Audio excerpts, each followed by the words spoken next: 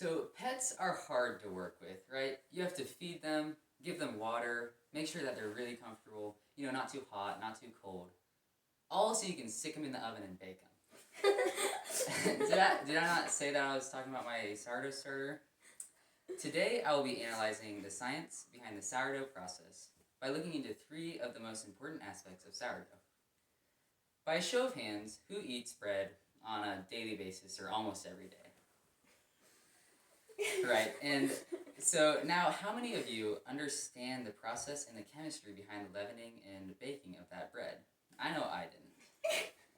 I started baking sourdough about a year and a half ago when the COVID pandemic was in full swing and there was no yeast on the shelves. It has always fascinated me how so much can happen with just a little bit of flour and water. That is why I wanted to look into the science behind the ecosystem, the gluten structure, and the hydration of sourdough bread. So first, the ecosystem inside your sourdough is one of the most important aspects of sourdough baking, and it is really what makes sourdough different from all other types of bread. Inside a sourdough loaf is a diverse community of wild yeasts and bacteria.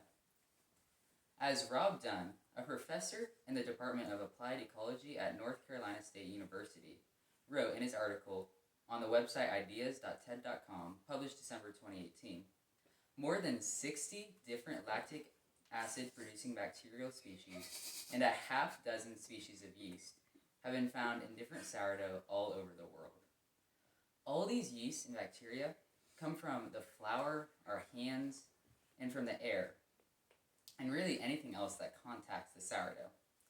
As Dunn also wrote in his article about his experiment, where he analyzed the yeast from several different sourdoughs all over the world and compared them to the species of yeast and bacteria on the baker's hands, in the air, and on the flour, he concluded that the yeast and bacteria in the sourdough comes from the baker's hands, the air, and from the flour that is used in the sourdough. So what this means is that everyone's sourdough will have a different variation of these yeast and bacteria in them based on their environment that they made the sourdough in, which will therefore produce a completely different flavor from anyone else's sourdough, which is kind of one of the things that I think is the coolest about sourdough. It's that everyone's sourdough tastes a little bit different. So why do we want these yeast and bacteria in our sourdough anyway? Well, they are responsible for leavening the dough, and they are also responsible for giving it its unique taste. According to professional cook Tim Chin in his entry on the website Serious Eats, which was last updated in 2021, the yeast feed on the sugars in the flour and turn them into ethanol and CO2. The CO2 then gets trapped in these little pockets in the dough, and it is what causes the dough to rise. Chin also talks about bacteria, noting that lactic acid producing bacteria is the most prominent and the most important bacteria in sourdough because it produces lactic acid, as the name would suggest, but this lactic acid tastes kind of sour, and it is what gives sourdough its sour taste. The lactic acid bacteria also makes the bread super acidic and makes it almost uninhabitable for any other types of bacteria and fungi that you wouldn't want in your bread, and that could potentially make you sick. So it's like a defense system for the dough. The microorganisms in sourdough work hand in hand with the gluten. That brings me to my second point. The gluten structure in sourdough is an instrumental piece in the sourdough baking process. So first, let's look at what gluten is. As culinary school graduate Jessica Gavin explains on her website, jessicagavin.com, in January of 2019, gluten is made of 2 proteins, glutenin and gliadin. When you add water to flour, these 2 proteins combine and form chemical bonds, creating a strong mesh throughout the dough. So why is this important? Gluten keeps the air in the dough, and thus allows the dough to rise. As you stretch and fold dough, you organize and strengthen this gluten mesh, and little pockets are formed. These little pockets then catch the CO2 that the yeast produces and expand as the yeast produces more CO2. It's as though you had 1,000 tiny little balloons in your sourdough, and then they're all filling up and creating this bunch of balloons in a huge clump that makes your dough. Gluten also makes it possible to bake without a pan. I don't know about you, but I never knew that you could bake bread without a pan. I thought that you always had to have some sort of bread pan or something to hold the dough together.